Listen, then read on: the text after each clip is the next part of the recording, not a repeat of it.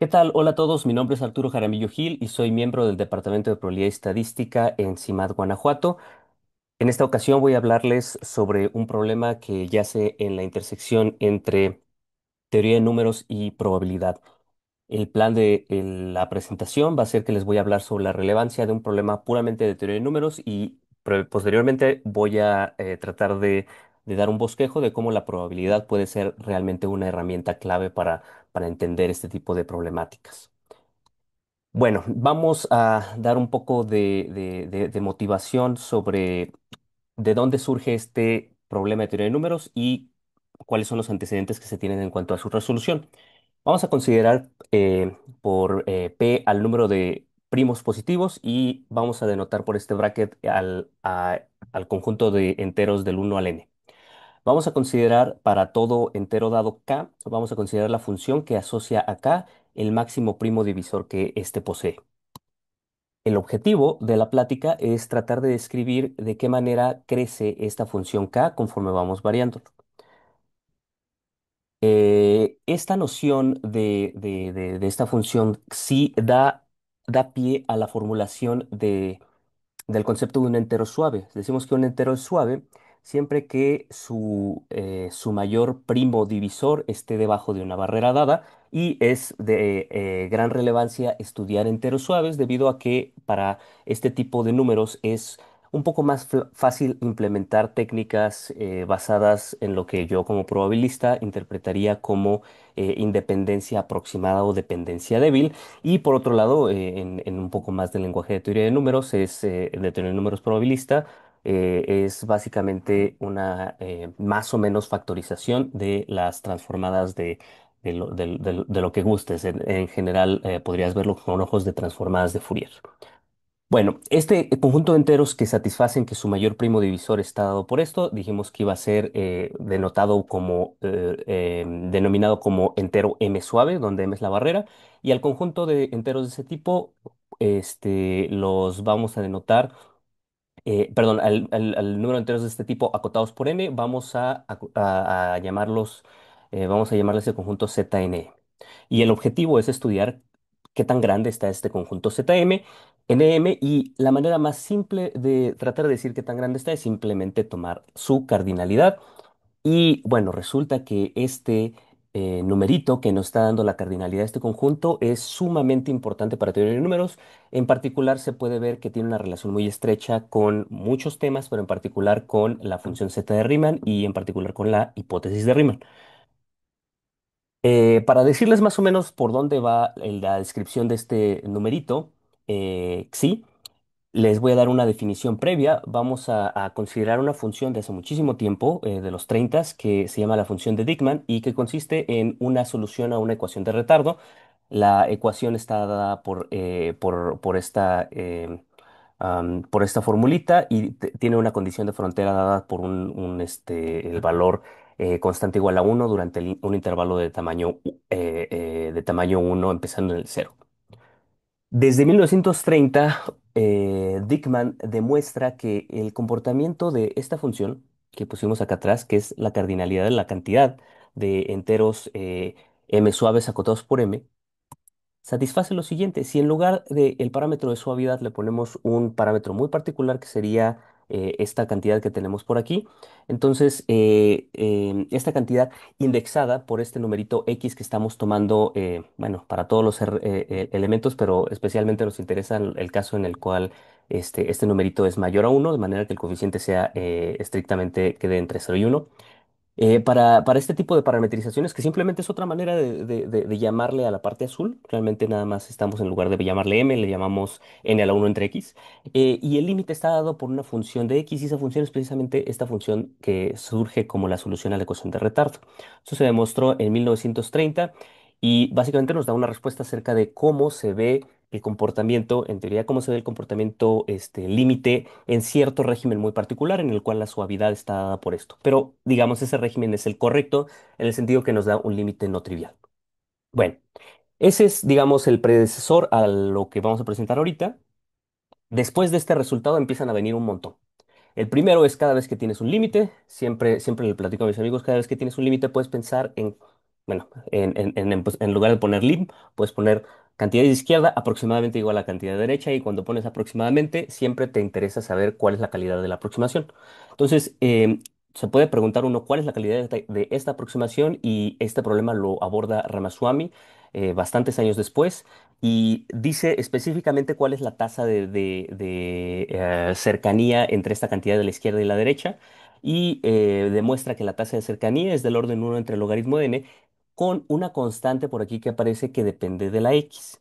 ¿Ok? Entonces esto es bastante fino, pero bueno, acá la queja que a lo mejor le podría hacer o la observación que le podría hacer a este resultado es que se tiene una constante x, perdón, una constante que depende de x. Y eso, bueno, pues no nos permite hacer argumentos que involucren una uniformidad. Entonces, una pregunta natural sería, si puedes, en este tipo de aproximaciones de Ramaswamy, puedes sustituir a esta constante que depende de x por algo un poco más uniforme sobre x, al menos un poco más uniforme. Y este precisamente fue uno de las líneas de investigación que se estuvieron eh, impulsando durante los años posteriores a la publicación de estos resultados.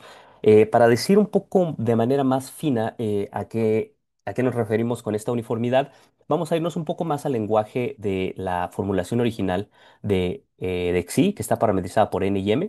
Nos olvidamos un poquito por el momento de esta parametrización que involucra X y en lugar de ponerla de esa manera que dependa de X, vamos a tratar de despejar, igualar este pedacito igual, perdónenme, este pedacito igual a M, despejar X y el resultado que obtenemos de ese despeje es esta cantidad que está apareciendo aquí, logaritmo de N entre logaritmo de M. Entonces, este es básicamente nuestro X y lo vamos a dar como una función que depende de N y M. Entonces, uno de los resultados principales de uniformidad viene por De Bruijn un par de añitos después de lo de Ramaswamy y demuestra que para ciertos, o sea, no uniformemente sobre todos los posibles pares de Ns y Ms, pero para una cantidad más o menos razonable de Ns y Ms, que son los que satisfacen que esta cantidad queda acotada por una potencia en logaritmo, se tiene que existe una constante que ya no depende bueno, aquí, perdón, este conjunto depende de un parámetro hiperparámetro epsilon. Existe una constante dependiendo de ese hiperparámetro tal que la aproximación de Ramaswamy y de Dickmann, que era aproximadamente decir que esto entre n daba la función de Dickmann en x, que es equivalente a la función de Dickmann en esta es nuestra x. Y lo que tenemos que pagar a cambio es que tenemos, salvo un factor multiplicativo, un uno más un error que es cuantificable, donde esta notación indica que es una función, lo que sea que esté aquí, es una función que está acotada por una constante que depende de epsilon, y multiplicada por esta cantidad por acá. Entonces, esa es una tasa explícita. Y en el caso particular, en el cual esta cantidad se estuviera fija, esta upsilon, en ese caso, pues lo de arriba podría simplemente decir que depende de x y estás dividiendo sobre logaritmo de m, que asintóticamente, si x es fijo, es asintóticamente equivalente al logaritmo de n. Entonces, esto recobra la identidad de Ramaswamy o la aproximación de Ramaswamy, pero con la ventaja de que ahora tienes una especie de uniformidad sobre estos dos numeritos. Por cierto, esta constante no está apareciendo, pero básicamente es la que aparece dentro de esta notación de O mayúscula. De acuerdo, está este teorema de Bruegel. Posteriormente, pues te podrás preguntar si ya aprobaron para un régimen más o menos amplio, o, pues qué tan lejos puedo empujar este régimen para que se valga más uniformemente, ¿no? Que no sea nada más en este conjunto que se vale uniformemente, sino que sea en algo más grande. Y este fue un problema que estuvo estudiando Hildebrand por varios años, y para, digamos, um, el primer resultado en este espíritu que realiza Hildebrand es el siguiente. Demuestra que, bueno, básicamente esta barrera que se pone por acá la puede mejorar Hildebrand básicamente poniendo, bueno, no básicamente, poniendo una exponencial, o sea, permite mucha más versatilidad en el sentido incluso que exponencial sobre el threshold este que está poniéndose en la identidad en la aproximación de De Bruijn. Entonces, mejora mejora ese conjunto y sobre este conjunto se demuestra que uniformemente sobre todos los pares en este conjunto se vale la identidad, la aproximación de De Bruijn, que es esta de por acá. Entonces, eso es fantásticas noticias, eso son fantásticas noticias. Estamos obteniendo el mismo resultado para un régimen muy amplio. Es óptimo ese régimen, ¿no? O sea, este conjunto es lo mejor que vamos a obtener. Y bueno, empieza a estudiar Hildebrand este problema y resulta que estudiando este problema se da cuenta que si pudieras demostrar que alcanzas en lugar de esta cantidad, este threshold, que se ve grande, pero no es tan grande, ¿eh? O sea, es más chiquito que cualquier potencia. O sea, no es logarítmico, pero es más chiquito que cualquier potencia. Demuestra que si lograras llevarlo hasta una potencia, la potencia un medio con un pequeño slack, o sea, te das chance de que tenga un poquito menos de velocidad en el threshold o de um, magnitud dentro del threshold, si puedes empujar el resultado de uniformidad hasta este otro conjunto que involucra a ese hat, entonces la hipótesis de Riemann es cierta. Entonces de aquí es como bastante clara la conexión con la relevancia dentro de un problema de teoría de números. Pero bueno, como les decía al principio, estábamos hablando este juego entre teoría de números y probabilidad. Hasta el momento nada más se les he platicado de teoría de números. Entonces, la pregunta sería, pues, qué tan bien podemos describir a esta cantidad, xi, mediante métodos probabilistas? Entonces, vamos a cambiar un poquitito el paradigma, para hacer el problema más sencillo y ver cómo en un problema más sencillo podemos realmente involucrar a la probabilidad. Es fácil, es más o menos fácil demostrar que este numerito lo podemos interpretar como una probabilidad, que es nada más tomar una muestra uniforme dentro de este conjunto de los posibles enteros suaves acotados por n y con nivel de suavidad m, y nada más multiplicamos por un factor explícito que es n. Entonces, esto es bastante sencillo de demostrar y donde esta cantidad que estamos tomando es una distribución uniforme sobre el intervalo del 1 al n. Pues entonces estamos midiendo las cosas con probabilidades, ¿no? O sea, estamos midiendo la probabilidad de que un número aleatorio con cierta distribución caiga en el conjunto de interés. Bien, podríamos entonces tratar de cambiar la distribución de esta variable aleatoria y proponer una manera alternativa de medir la magnitud de este conjunto. En lugar de considerando una distribución uniforme, podríamos considerar una distribución que tenga las propiedades que nosotros queramos. Y la distribución que vamos a considerar es la distribución que asigna a cada entero del 1 al n, no a todos, nada más del 1 al n, un término proporcional a 1 entre k y normalizamos de manera que tengamos una medida de probabilidad. Estamos poniendo h haciendo alusión a que lo llamamos una distribución armónica sobre el 1 al n. Entonces, resulta que para este problema, aunque se ve un poco más complicada la fórmula, es más sencillo hacer cálculos. Y lo que vamos a hacer, lo que vamos a demostrar es que vamos a tratar de abordar el problema de describir a la magnitud de este conjunto mediante esta medida alternativa de magnitud. ¿Ok? No es cardinalidad, sino la probabilidad normalizada por un factor n, pero la probabilidad de otra distribución. Ok, entonces, antes de pasar a full a la descripción de probabilista de cómo se analiza esta función, nada más quisiera decir que o algo muy interesante podría ser tratar de describir propiedades de la función esta modificada, y usarlas para tratar de decir cosas acerca de la no modificada. Esto todo es un problema abierto, yo pienso que se pueden hacer muchas cosas al respecto, y aquí nada más les bosquejo a grosso modo cómo se podría hacer. Para ello vamos a definir la función que cuenta primos del 1 al x y vamos a considerar una función, una variable aleatoria que tome valores uniformes entre los primos, que estén acotados por esta cantidad. Y le vamos a dar la oportunidad a este numerito, no nada más que sea un primo, sino que también pueda tomar el valor igual a uno. Pero va a ser importante que va a ser acotada sobre este régimen. Entonces consideramos este elemento uniforme subordinado evidentemente a la realización de una HN. Bueno, tomamos como punto de partida un resultado previo con unos coautores, Yang y Chen, que establece que si ajustamos la distribución armónica mediante este factor de por acá, podemos obtener algo demasiado cercano a la distribución uniforme.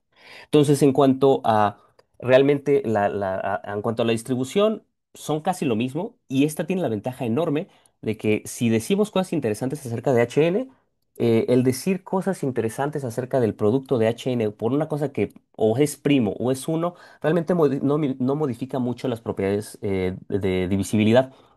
Entonces es un poco más, digamos, manejable este problema en términos de hacer preguntas sobre divisibilidad. Entonces, pueden encontrar en una referencia en mi página web bajo el nombre de Teorema de Erdős-Katz cuantitativo. Entonces, el punto acá, la moraleja es que vamos a poder hacer una pequeña transferencia. En lugar de analizar a JN, podemos analizar al producto de una distribución que les prometo que va a ser fácil, multiplicada por otra distribución que está un pelito más difícil, pero digamos es todavía un poco asequible y tenemos una manera cuantitativa de describir la cercanía. Ok, entonces la como moraleja basta analizar este producto.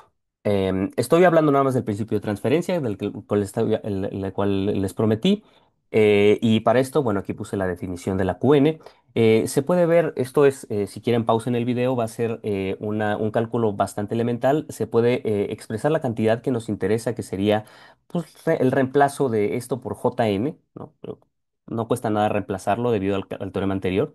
Y para esta cantidad se puede hacer un argumento simplemente de multiplicar y dividir sobre ciertas probabilidades y se pueden obtener una descomposición mediante los términos que aparecen aquí. Están un poco feos, pero los pueden deducir fácilmente y lo que quiero que noten es que esta cantidad la pueden analizar en términos de nada más un análisis de la parte de la armónica multiplicada por un análisis ¿dónde viene por acá? Exactamente, un análisis de la magnitud de la variable aleatoria armónica condicional a que su mayor primo divisor esté acotado por m. Esto es precisamente un condicionamiento que debería de ser relativamente sencillo, es decir, se mejoran las propiedades en general de las muestras una vez que asumes que sus factores primos no están demasiado grandes. Entonces, esto, o sea, tenemos la conjetura de que debe de ser más o menos fácil de analizar y no lo hemos hecho. Esto rojo está todavía como problema abierto y están bienvenidos a platicar acerca de él. Espero que se pueda resolver dentro de bueno, dentro de un mediano plazo. Al menos empezar a trabajar sobre él. Y lo que les voy a hablar es de la parte azul. ¿Cómo podemos aproximar este tipo de probabilidades cuando la Q es exactamente 1? ¿Ok? Y para esto, bueno, como les comentaba, este es el que vamos a analizar y vamos a dejar libre la idea de analizar la parte roja. En este caso les puse por aquí una pequeña formulación de cómo podríamos abordar la parte roja, pero quisiera dejar nada más este slide aquí para su conocimiento y pasar al análisis de esta cantidad de por acá. Entonces, como les comentaba, vamos a usar probabilidad para analizar esto y es un argumento precioso. Para esto vamos a definir una asociación independiente de variables geométricas con probabilidad de éxito de 1 entre P, donde P es un primo, y vamos a suponer que esta geométrica es de la que empieza en cero. Entonces, usando esta notación, podemos demostrar, y esto viene nuevamente en el teorema de Erdős-Kac que le comentaba, que la distribución de los factores de las multiplicidades, en este caso, esta es la p-evaluación, es decir, los exponentes que aparecen en la factorización en primos del entero hn, los son evidentemente aleatorios. El vector que contiene a todos esos numeritos, donde los primos están pertenecientes al conjunto de los pns, que es los primos que están acotados superiormente por n. El conjunto de todos estos vectores distribucionalmente es igual, exactamente igual en ley que esta serie de variables aleatorias geométricas. Perdón, todas estas multiplicidades, perdón, todas estas multiplicidades puestas en un vector son iguales en ley a variables aleatorias independientes. Casi, casi. O sea, van a ser variables aleatorias independientes con una distribución muy sencilla y lo único que vamos a hacer es que vamos a condicionar sobre un evento adecuado y el evento está escrito por acá, es bastante explícito y más aún se tienen algunas cotas para la probabilidad de este evento. Entonces, lo importante aquí de esta proposición es que podemos traducir propiedades de las multiplicidades, es decir, los coeficientes en la descomposición de primos de la HN en términos de variables aleatorias independientes. Y ya que tradujimos las cosas a variables aleatorias independientes, podemos utilizar las técnicas que ya existen para analizar a variables aleatorias independientes. Usando cálculos básicos, nuevamente pueden pausar el video y pueden notar que esta cantidad que aparece por acá que nos interesa se puede descomponer como em, una serie de productos de probabilidades que vienen básicamente de la nulidad de estas variables aleatorias geométricas, o sea, es decir, las probabilidades de que valgan cero. Y es un cálculo relativamente sencillo de hacer y se factoriza en algo que se conoce. Eso azul es bastante conocido en teoría de números probabilistas básica. Se resuelve con las fórmulas de Mertens. Y existe una parte que ya es bastante nueva, que no tiene nada que ver con lo que se conozca actualmente, que es la parte roja, la probabilidad de que aquí le llame Sn, que va a ser la suma de estas variables aleatorias geométricas multiplicadas por ciertos pesos. Y esto es realmente una consecuencia de estar analizando este conjunto que aparece por aquí, tomando logaritmo de los dos lados, ¿no? La suma de estas cosas, si tomamos logaritmos, de este lado hay un log de n, de este lado hay una suma, y de este lado el logaritmo de esto baja el xi y multiplica por logaritmo de p, que es el término que nos está apareciendo por acá. Y esta normalización la estoy tomando un poquito tramposa para que me quede a modo. Ahorita les digo para qué. Lo importante es que voy a agarrar estas variables aleatorias y las normalizo para que tengan media uno, y se puede ver que el restante, lo que te queda del lado derecho, es exactamente esto. Pero con esta descomposición tenemos entonces una traducción de un problema de la variable aleatoria Hn a un problema que tiene que ver con sumas de variables aleatorias y independientes, y esto se conoce bastante bien en probabilidad. En particular, perdónenme, aquí está lo que les decía, que esto se puede manejar con fórmulas de Merton, y basta entender a esta suma que aparece del lado derecho. Bueno, pues resulta que esta cantidad se puede analizar mediante algo conocido como método de Stein. Para dar un background acerca del tipo de método de Stein que hay, porque existen varios tipos, voy a introducir nuevamente la función de Dickmann. Recuerdan, rho es la solución a la ecuación de retardo que puse algunos slides anteriores. Vamos a decir que una variable aleatoria tiene distribución Dickmann si tiene densidad dada por esa solución, y nada más la normalizamos para que dé 1. Y se puede ver que una variable aleatoria es distribuida de acuerdo a esta densidad, sí, solo si se satisface esta, yo le llamaría integración por partes, pero simplemente véanlo como una ecuación funcional para la densidad de la distribución. Es decir, en lugar de decirme que es la ρ, lo que voy a decir es que es una densidad o una distribución tal que satisface esto para cualquier función de prueba. Este es un pequeño typo, debería ser cualquier función de prueba g. Entonces, alternativamente de esto, si nada más reemplazo G por F', obtengo esta otra identidad que me aparece por acá. Y aquí lo que hacemos es un truco que es bastante conocido en teoremas límite para probabilidad, que es el método de Stein. El método de Stein dice que si tienes una característica de caracterización de una distribución, por ejemplo, esta caracterización 3 o la 2, puedes, en lugar de decir que una distribución es aproximadamente igual en ley a D, en este caso, podrías decir que más o menos su distribución es tal que, pues no se vale esto igual a cero para todas las Gs o para todas las Fs, pero se vale que es más o menos igual a cero.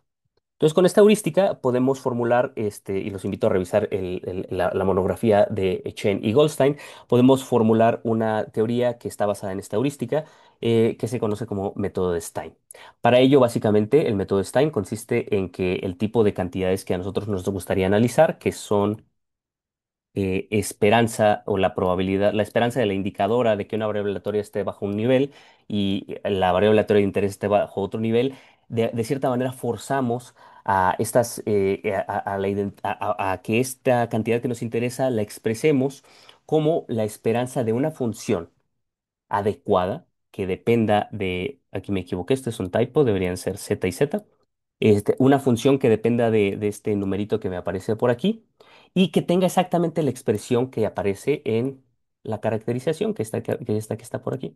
Entonces, cuando forzas, si pudieras forzar este tipo de identidades, pues traduces identidades originalmente que te dan cosas que tienen que ver con distancia, por ejemplo, distancia de Kolmogorov, a cosas que tienen que ver con supremizar estas cantidades que se ven más feas, pero a la hora de los cálculos son más sencillas. Y la manera de formular o forzar esta identidad es mediante lo que se conoce como la ecuación de Stein.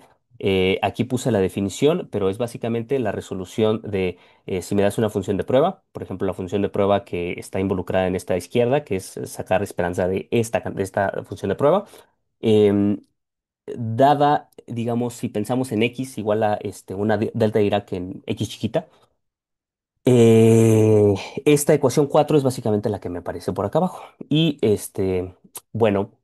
Lo que hago es que resuelvo, o sea, de un lado tengo una función que yo quiero, y por otro lado resuelvo para la función que podría obtener que force la igualdad, y esta básicamente lo que obtienes es una ecuación diferencial, o bueno, en general obtienes una ecuación funcional, vamos a ponerle en general para frameworks más generales. para que forcen la identidad esta de lo que quisiéramos con lo que sabemos que podemos manejar. Entonces el problema se reduce, el cuello de botella del problema ahora se reduce a analizar en lugar del lado izquierdo, analizar el lado derecho, y esta cantidad es un poco más asequible debido a que existe una teoría bastante desarrollada para entender variables o acciones de la ley de variables aleatorias cuando ponemos X por algo. Eso típicamente se refiere como la transforma de sesgo de una variable aleatoria y se entiende bastante bien para variables, digamos, infinitamente divisibles, como es el caso de variables aleatorias geométricas. Entonces, usando estos keywords que ustedes podrían poner, que son método de Stein, transforma de sesgo y variables aleatorias infinitamente divisibles, podemos encontrar identidades básicas como la identidad bueno, de integración por partes para variables aleatorias infinitamente divisibles o simplemente para Poisson. Esta función la podemos ver como una suma de variables aleatorias Poisson de ciertas combinaciones lineales de variables aleatorias Poisson. Y al final lo que obtenemos es una identidad más o menos del siguiente tipo. O sea, aquí le pueden poner pausa, pero esencialmente le digo más o menos los ingredientes que van apareciendo. Van apareciendo este, Van apareciendo una variable aleatoria uniforme independiente de todo lo demás. Van apareciendo copias independientes de la variable aleatoria original y va apareciendo la variable aleatoria original. Entonces, digamos, estos cálculos son un poquito complicados para ponerlos en los slides, pero les pongo la identidad clave y refiero a trabajos como los trabajos de Udré sobre sobre métodos Stein para variables aleatorias infinitamente divisibles para tener un poco más de intuición acerca de cómo surgen este tipo de identidades. Bueno, al final son cosas que se ven muy feas, pero si le damos un toque, unas retocadas, podemos ver que hay pues realmente eh, eh, eh, eh, eh, eh, hay una simplificación del término de la derecha. O sea, lo podemos escribir como suma de dos términos que están ligeramente más simples, que son estos dos que me están apareciendo por acá. Realmente lo que estoy haciendo es que estoy diciendo que básicamente en la mayoría del tiempo esta cantidad va a ser igual a cero y cuando no es igual a cero, obtengo un residuo que es relativamente de orden un poquito más chiquito. Es decir, voy a básicamente condicionar sobre el valor de que sea cero o no esta cantidad de por acá y obtengo una suma de dos términos, el que va a ser uno que va a ser despreciable, que involucra a los pedazos en los cuales esta variable es mayor o igual que uno, y un pedazo que es un poco más sencillo, y este pedazo al final lo interpretamos con ojos de que estos son pesos de una probabilidad, estos mezclados con estos, y estos son los valores que está tomando esa distribución de probabilidad. Y al final, pues podemos elegir una distribución exactamente como lo que les estoy diciendo, una distribución, una variable aleatoria con esa distribución que les acabo de formular y ahí está escrita formalmente y la cantidad que queremos se traduce a ese monstruo que teníamos de sumas, traduce en una cantidad de este tipo de por acá. Y bueno, esta variable aleatoria la podemos manejar a mano mediante, nuevamente, uso de las bien conocidas fórmulas de Merton, las cuales, por cierto, no les dije, pero pueden consultar en el libro de Tenenbaum, de Gerald Tenenbaum, de Probabilistic Number Theory, en el Probabilistic and Analytic Number Theory. Y bueno, a partir de esto, juntamos el resto, básicamente se reduce a implementar fórmulas de Merton para hacer esta aproximación. Ese es realmente el punto fino del resultado. Se requiere mucho trabajo para esto y refiero al trabajo que pueden encontrar en mi página sobre distribución Dickman apareciendo dentro del estudio de enteros suaves. Esto básicamente da pie a este resultado principal que nos da exactamente un equivalente a el comportamiento asintótico de esta modificación de la función que propuse al principio para medir la cantidad, la magnitud del conjunto ZNM. Y básicamente nos está diciendo que aparece un término muy, muy, muy parecido, que sería la función de Dickman. Y aquí algo muy curioso es que ya no nos aparece exactamente lo mismo que antes, porque antes nos aparecía la función de Dickman, perdónenme. Esta no es la función de Dickman, esta es el cociente de los logaritmos, perdón. Nos aparece la función de Dickman, pero nos aparece integrada, lo cual se me hace muy curioso. Nos aparece la función de Dickman integrada evaluada sobre este término logarítmico, logaritmo de n entre logaritmo de m, aparece un factor por aquí también multiplicándose y aparece un error explícito, el cual puedes acotar con constantes explícitas. Y lo más curioso es que, no sé si recuerdan, pero si se van a los slides anteriores, el régimen en el cual se valía previamente las aproximaciones para la sin modificar es para condiciones muy fuertes sobre M y N, y aquí la condición es nada. O sea, la condición que tenemos básicamente es nula, es bastante general, y eso se me hace completamente sorprendente. O sea, con este ligero cambio, bueno, es un fuerte cambio, pero con este cambio que hicimos a la distribución, podemos decir explícitamente cómo son las cosas y podemos dar tasas explícitas sobre una cantidad bastante uniforme de MCNs. Y esa es la contribución principal. Los invito a que revisen mi página para ver los detalles del paper. Aquí les pongo algunas preguntas abiertas que por razones de tiempo no voy a poder explicar a detalle, pero pongan pausa en el video y pueden revisar todas estas.